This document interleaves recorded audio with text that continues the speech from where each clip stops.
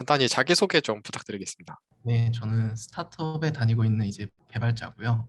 스타트업에서는 프론트엔드 쪽으로 직무를 맡고 있고, 사실 근데 프론트를 맡고 있다 하더라도 여러 가지 다 보고 있습니다. 아무래도 스타트업이다 보니까 여러 가지 해야 될 일이 많아서. 혹시 그 개발자의 관심을 갖게 되신 계기가 어떻게 되시는지. 제가 고등학교 2학년 중간쯤에 이제 미국을 갔는데, 그 이제 한국에서는 딱 그 과목이 정해져 있잖아요. 근데 이제 미국을 가니까 제가 이제 과목을 선택해서 들을 수 있는 거예요. 그래서 이제 컴퓨터 사이언스라는 이제 과목이 있고, 그걸 듣다 보니까 아, 재밌구나 해가지고 미국에서 졸업하기 전에 어플 이제 하나 만들고, 게임 같은 어플, 그러고는 이제 아, 재밌다 해서 이제 한국으로 돌아올 때 컴퓨터 쪽으로 해서 이제 진학을 하게 됐습니다. 수능을 보신 거죠? 저는 이제 수능을 안 보고 이제 학교에 그런 관련된 전형 통해 가지고 이제 음, 면접 보고 들어왔어요.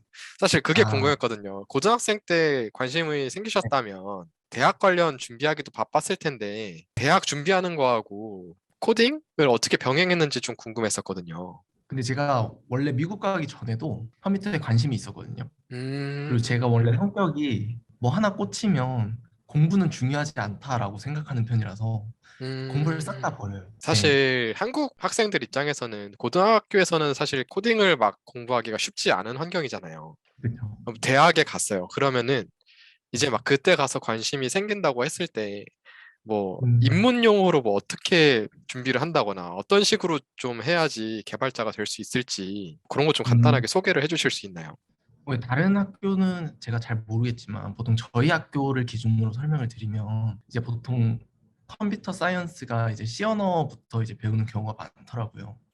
근데 이제 사실 제가 생각했을 때 저도 이제 사실 현직에 많이 오래 있진 않아서 제가 말하는 것들이 정확한 건 아니지만 C 언어 말고도 현직에서는 사실 자바스크립트도 많이 쓰고 그리고 뭐 자바도 많이 쓰고 그래서 이제 학교에서만 가르치는 그 C 언어 외에도 조금 스스로 자바나 자바스크립트 언어를 학습할 수 있는 스스로 공부를 해나갔으면 하는 그런 게 있어요.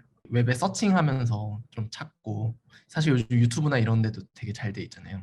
혹시 그 만드신 서비스가 4개, 뭐 5개 정도 된다고 들었는데 아, 혹시 네네. 그 서비스 어떤 거 하셨었는지 뭐 간략하게 소개 같은 거 좀 해주실 수 있나요?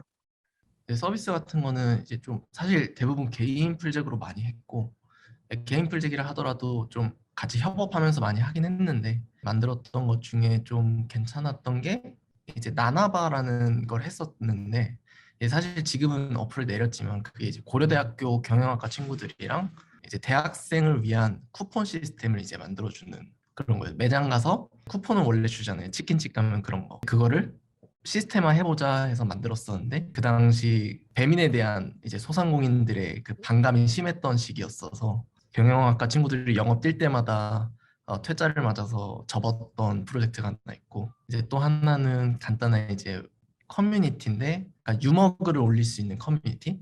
근데 이제 그것도 서비스를 했다가 들어오는 유저 수는 많았는데 이제 헤비 유저 글을 쓰는 유저가 없어서 이제 저희가 계속 올리다 보니까 슬슬 직접 올리는 게 힘들어가지고 접었던 서비스가 있어요. 이제 그 외 서비스들은 뭐 한 개, 두 개. 아, 그 서비스 개발하는 과정 중에서 그럼 제일 좀 어려운 부분이 어떤 부분이에요? 개발에 대한 부분보다는 이 소비자를 이해하는 게 훨씬 더 어려웠던 것 같아요. 사실 제가 생각했던 거랑 소비자는 항상 다르고 좀 예측 불허하다고 봐야 되나 소비자들은. 프로그램을 뭐 네. 개발하거나 뭐 그런 쪽보다는 오히려 수요자에 대한 예측이 어렵다는 말씀이신 거죠. 네네. 지금 계속 스타트업에 그럼 처음부터 쭉 계시는 거예요? 제가 대학교 2학년 때는 그 럭스로버에서 잠깐 있었고요. 앱 개발자로. 그리고 사실 제가 아직 졸업을 안 했어요. 지금 대학교 4학년인데 또 스타트업을 하고 있습니다. 그래서 그러면은 학교랑 스타트업이랑 병행하는 게 가능한 거예요? 네, 항상 저는 이제 병행을 하고 있습니다. 아, 그 학점이 인정이 되는 거예요? 그건 아니고 학교 수업은 학교 수업대로 따라가면서 아, 예. 그리고 2학년 때는 인턴 처리를 했었고 지금은 그 학교 수업이 적어서 사실 비대면이 많잖아요. 그래서 이제 인강 몰아 듣고 회사 나오고 약간 음, 타임으로 해서 근무를 하고 있어요.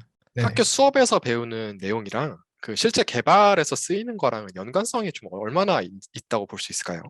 솔직히 저는 지금 많이 없는 것 같긴 해요. 왜냐면은 저희 컴퓨터 공학부가 아무래도 지금 혹시 전자 쪽 네네. 나오셨죠? 저는 전자 쪽입니다. 아, 그러면 이제 저희 컴공도 사실은 전자 쪽에서 원래 파생된 과라서 전자 쪽을 많이 배웠었거든요. 근데 그쪽을 보니까 하드웨어만 하고 반도체 설계만 하고 지금 제가 스타트업에서 하고 있는 업무는 앱 개발이나 웹 개발인데 하나도 학교에서 가르쳐 주는 게 없어가지고 다 혼자 공부했어요. 아, 그러면은 뭐야, 학교에서 배우는 게 전혀 도움이 네. 안 돼요?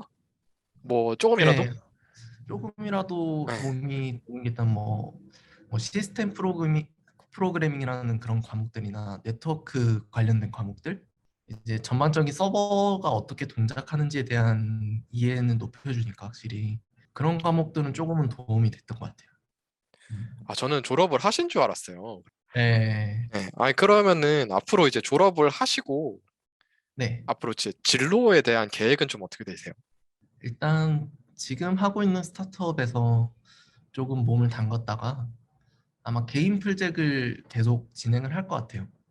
이거 근무를 하면서. 그래서 음. 혹시나 이제 개인 프로젝트에서 터지는 게 있으면 뭐 사업도 계획이 있고 아니면 계속 스타트업을 돌아다니는 그런 느낌으로 어, 진로를 정하지 않을까. 개발자 입장에서 대기업에 들어가는 거랑 스타트업에 있는 거랑은 좀 어떻게 다를까요?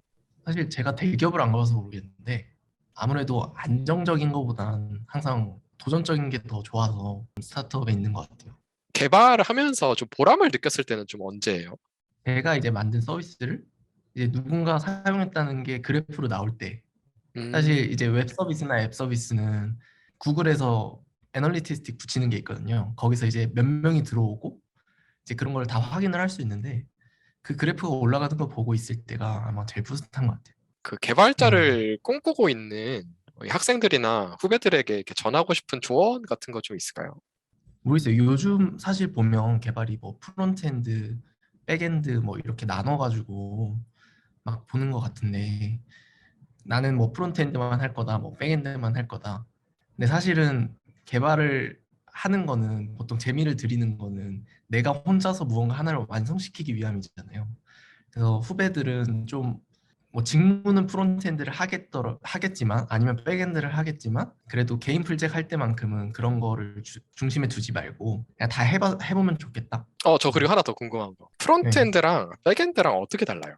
프론트엔드는 이제 사실 눈에 보이는 뷰들이나 그런 것들 많이 짜고 백엔드들은 이제 API 데이터베이스 DB 쪽에 데이터를 가져와서 프론트에 넘겨주는 것까지를 백엔드가 이제 담당을 음. 하고 예를 들면 날씨 앱이 있으면 프론트로 보이는 거는 그 뭐 햇빛이 있고 구름이 있고 비가 오고 있고 근데 이제 이런 정보를 어쨌든 데이터를 어디선가 가져와야 되잖아요. 그 정보를 요청을 하는 건 프론트엔드가 하지만 이제 요청을 받은 쪽에서 그 정보를 날씨 API라던가 아니면 이제 자기 데이터베이스가 있어서 거기서 날씨 정보를 가져와서 이제 처리를 해가지고 프론트에 전달해 준 것까지는 이제 백엔드가 하고 약간 간단한 예시로 보면 그럴 것 같아요. 그 업무 난이도라고 따지면은 프론트엔드 쪽이 더 어려운 쪽인가요? 정확하게 뭐가 더 어렵다라고 할 수가 없는 게 이제 프론트엔드 쪽에서 만약에 그냥 일방적인 저희가 보는 웹페이지들 있잖아요. 그 정도 수준에서 프론트엔드다라고 하면 프론트엔드가 더 쉽고 근데 이제 사실 애플 홈페이지 가보면 프론트엔드 되게 화려하게 돼 있거든요. 그러면 또 프론트엔드 음. 작업량이 백엔드보다 훨씬 많아질 수도 있어요. 이게 딱 나누기가 또 어렵기도 네. 하겠네요. 네, 보통은 이제 프론트엔드가 좀 더 작업량이 적다고 보긴 하죠. 알겠습니다. 감사합니다.